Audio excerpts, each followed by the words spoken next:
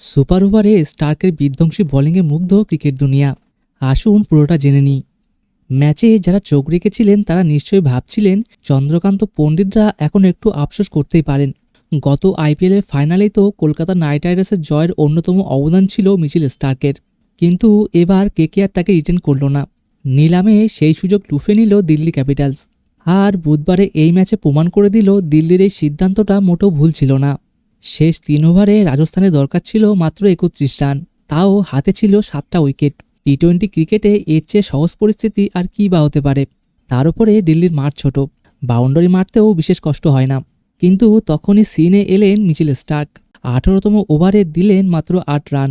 তারপর শেষ ওভারে যখন দরকার ছিল 9 রান আর ক্রিজে ছিলেন হিটম্যানের মতো পাওয়ার হিটার, তখনও স্টার্ক একের পর এক নিখুঁত বল করে আটকে দিলেন রাজস্থানকে। নিয়ন্ত্রিত লাইন, নিখুঁত ইয়র্কার কিছুতে রান নিতে দিলেন না। রাজস্থান তুলল মাত্র 8 রান আর ম্যাচ গেল সুপার ওভারে। ব্যাট হাতে দিল্লির শুরুটাও কিন্তু খারাপ ছিল না। তুষার দেশপান্ডের এক ওভারেই অভিষেক পোরেল হাঁকালেন 23 রান, কিন্তু মাঝের ওভারে ধাক্কা খেয়ে একটু চাপে পড়ে যায় দলটা। শেষ দিকে অক্ষর প্যাটেল ঝড় তোলেন, মাত্র 14 বলে খেললেন 38 রানের ইনিংস। স্টাফস ছিলেন অপরাজিত 18 বলে 38 রান করে।